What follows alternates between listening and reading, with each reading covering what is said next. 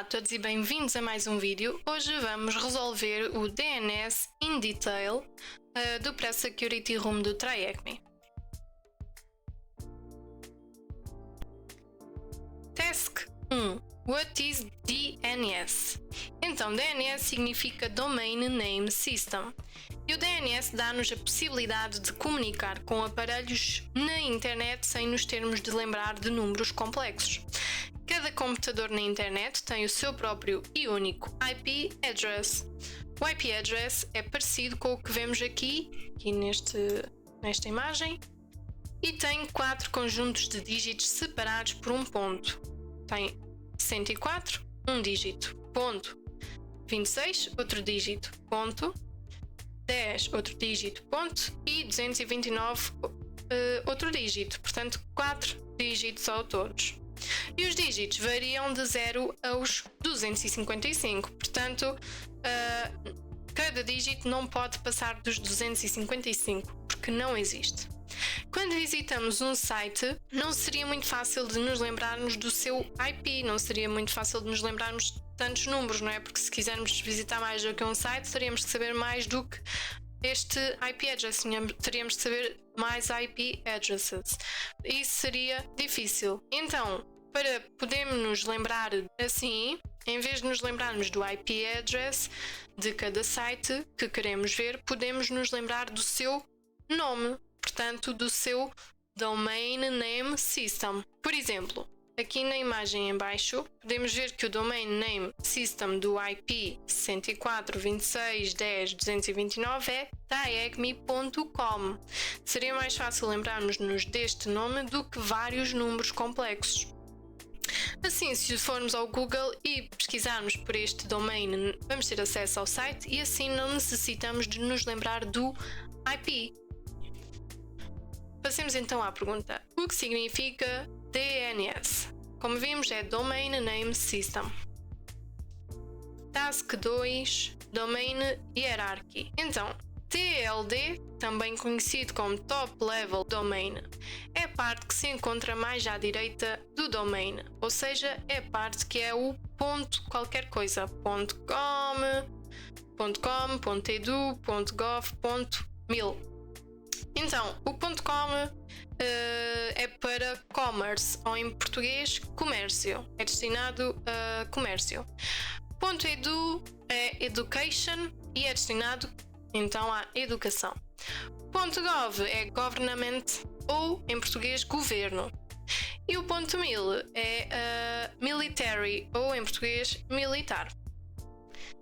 Então, existem dois tipos de TLD, que são GTLD, que significa Generic Top Level Domain, e CCTLD, que significa Country Code Top Level Domain.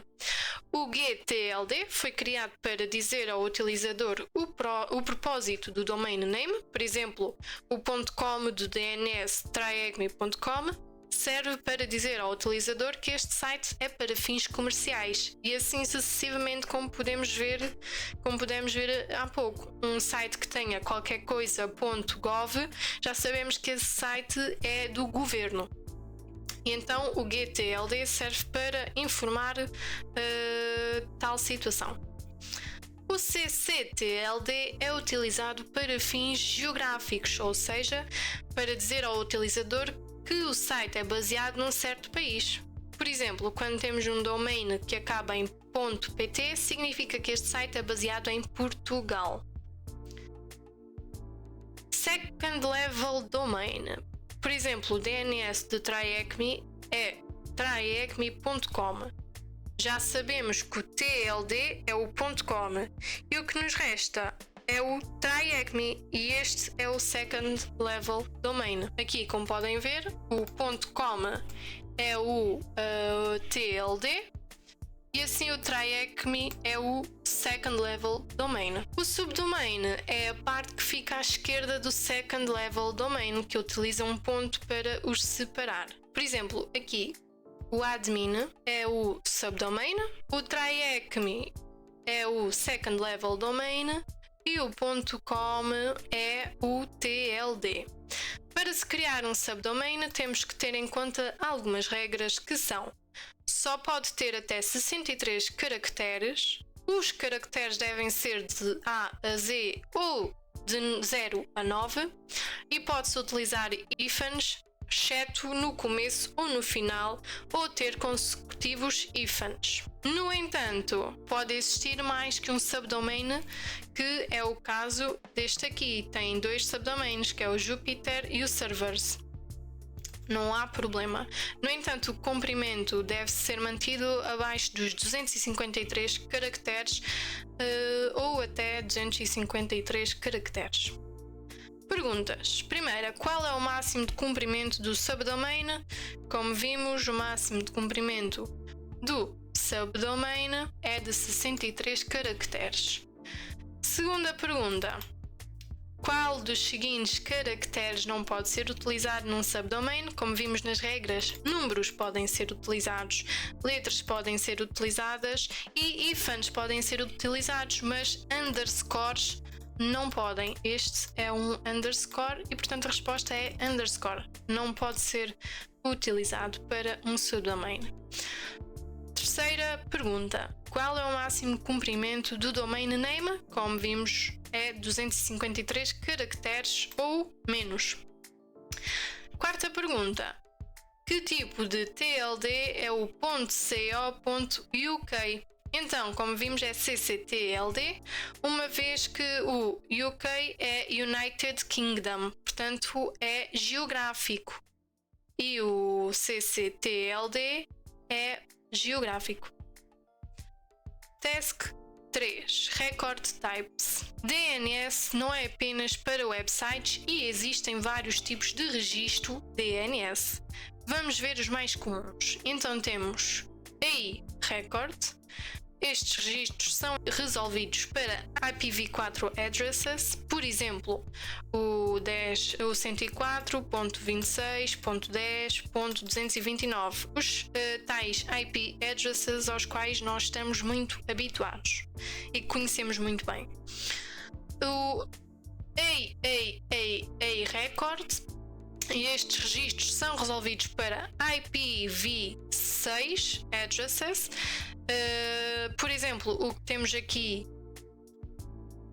na página, e o IPv6 é a nova versão do IP e utiliza um address de 128 bits e inclui números e letras, como podemos ver, números e letras, PIUE. Depois temos CNAME Record. Esses registros são resolvidos para outro nome de domínio. Por exemplo, a loja online do TryAcme tem o nome de subdomínio store.tryacme.com, que retorna um registro CNAME lojas.shopify.com. MX Record. Esses registros são resolvidos para o address dos servidores que gerenciam o e-mail do domínio que você está a consultar. Por exemplo, uma resposta de registro MX para tryacme.com seria algo como alt1.aspmx.l.google.com. Esses registros também vêm com um sinalizador de prioridade. Isto informa ao cliente em que ordem os servidores devem ser testados, o que é perfeito para caso o servidor principal fique inativo e o e-mail precise de ser enviado para um servidor de backup. Depois temos o TXT Record. Os registros TXT são campos de texto livre, onde qualquer dado baseado em texto pode ser armazenado.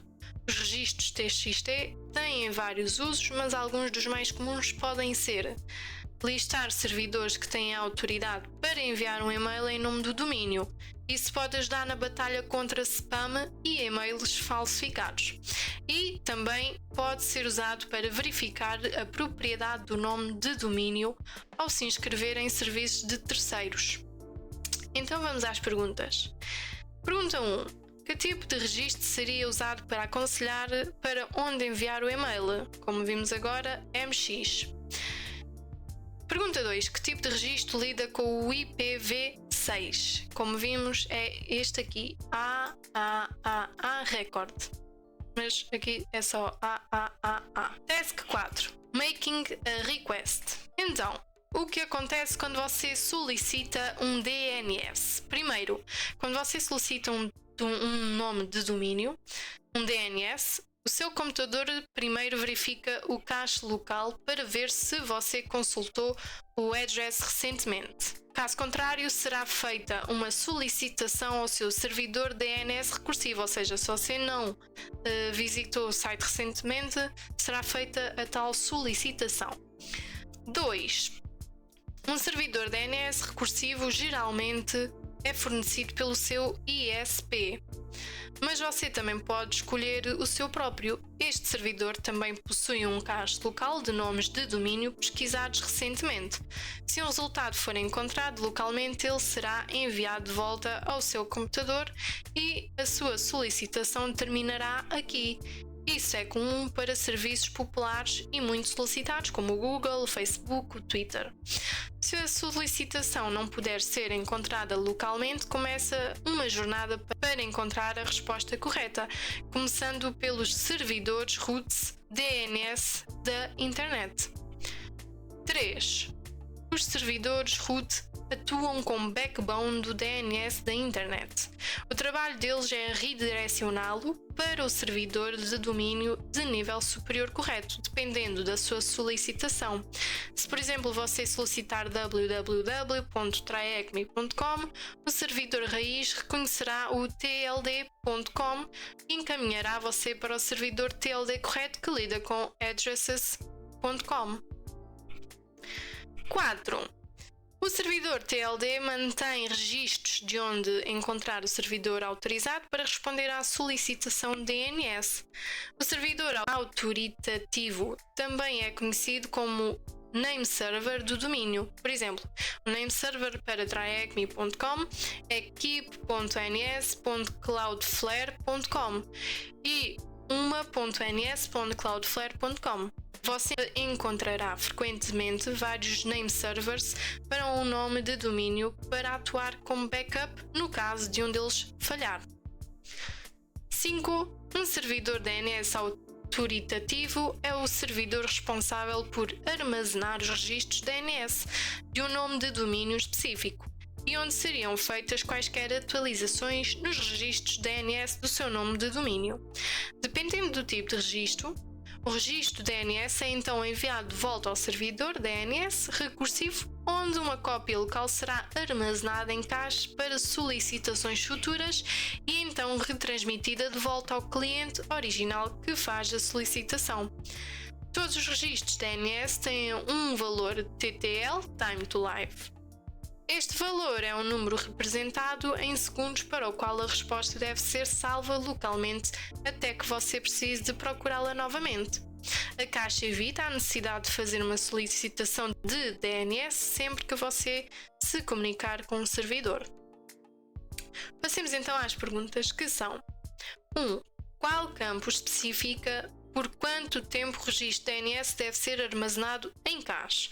Como vimos mesmo agora, esse campo é o TTL, Time to Live. 2. Que tipo de servidor DNS normalmente é fornecido pelo seu ISP? É o recursivo. 3. Que tipo de servidor contém todos os registros de um domínio? Autoritativo. Vamos então para a prática, que é a seguinte: utilizando o site à direita, podemos criar solicitações para fazer consultas DNS e visualizar os resultados. O site também mostrará o comando que você precisa de executar no seu próprio computador se desejar fazer as solicitações sozinho. Neste caso, vamos utilizar o site e não o nosso computador. Portanto, vamos abrir o site. Portanto, aqui temos várias perguntas às quais temos que responder e para as responder temos que utilizar o site. Então, a primeira pergunta, nós temos de saber qual é o CNAME para shop.website.thm, mas nós só necessitamos do subdomain deste link. Portanto, o subdomain deste link é shop e temos que pôr aqui CNAME.